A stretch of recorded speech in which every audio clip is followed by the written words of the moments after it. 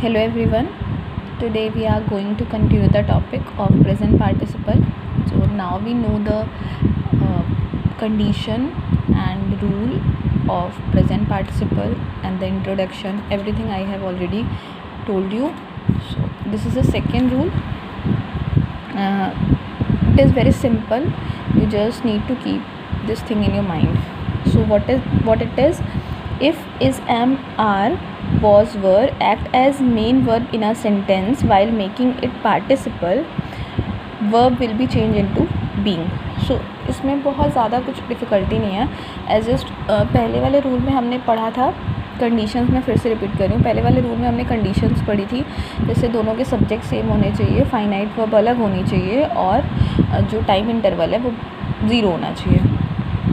इसमें भी वैसे ही है, बस इसमें डिफरेंस क्या है कि अब यहाँ पर हमारा जो एक सेंटेंस होगा उसमें फाइनाइट वर्ब तो होगी, लेकिन वो वर्ब जो होगी वो बी वर्ब होगी, यानी फाइनाइट वर्ब बी वर्ब की तरह भी काम करेगी, जैसे इज़, एम, आर, वॉज, वर. तो अगर इस तरह की वर्ब होती है तो इसको हम आईएनजी में चेंज कैसे करेंगे? तो क्योंकि हमें पता है कि ये बी वर्ब का पार्ट है, ये बी वर्ब होता है, तो जब हम इसकी फोर्थ फॉर्म बनाएंगे तो ये किस में चेंज हो जाएगा? बीइंग में. तो कुछ नहीं करना, बाकी सारी चीज़ें बिल्कुल वैसी हैं, बस इज़, एम, आर अगर आता है तो उसको हमें बीइंग में चेंज कर देना है. सो जैसे अगर ये सेंटेंसेस हैं, अगर इसमें भी हम कंडीशन देखें तो कंडीशंस हमारी सेम ही होंगी. जैसे सब्जेक्ट सेम होना चाहिए, तो हाँ सब्जेक्ट सेम है दोनों में. फाइनाइट वर्ब अलग होनी चाहिए, हाँ तो यहाँ पे वॉज है और यहाँ पे टुक है, ये बी वर्ब हो गई. और टाइम इंटरवल अब देखते हैं, तो टाइम इंटरवल हमारा 0 है कि नहीं? तो टाइम इंटरवल 0 होगा. जैसे he was hungry, he took his food. तो क्या कह रहे हैं? उसको भूख लगी थी तो उसने अपना खाना ले लिया. तो जिस टाइम तक उसने अपना खाना नहीं, यहाँ लेने की बात की जा रही है, तो एक काम ये हो गया कि उसको भूख लगी थी और दूसरा ये हो गया कि उसने अपना खाना ले लिया. तो अगर देखिए तो जब तक उसने अपना खाना नहीं लिया या उसने जब तक अपना खाना नहीं खाया, ये वर्क कंटिन्यूएशन में थी. भूख उसको तब भी फील हो रही थी.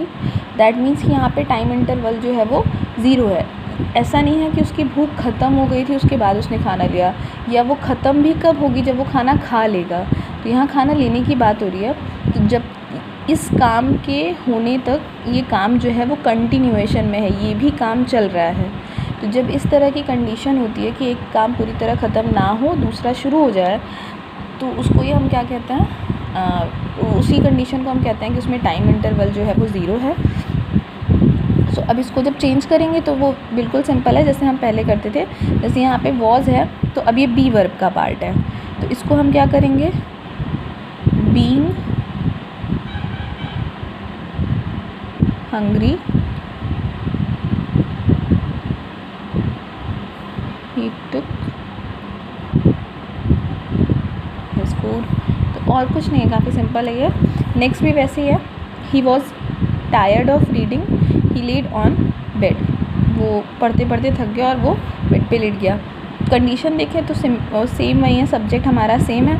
यहाँ पे फाइनाइट वर्ब देखते तो यहाँ वॉज है, यहाँ लेड है. और time interval he was tired of reading, तो वो पढ़ रहा था, वो पढ़ते पढ़ते थक गया और उसके बाद वो लेट गया. तो अगर इमेजिन करके देखें तो दोनों का टाइम इंटरवल ज़्यादा नहीं होगा, इवन होगा ही नहीं, टाइम इंटरवल 0 ही होगा. सो इसको भी जब चेंज करेंगे तो क्या हो जाएगा? वॉज को चेंज कर देंगे बीइंग में, बीइंग टायर्ड ऑफ रीडिंग, फिर यहाँ कॉमा, ही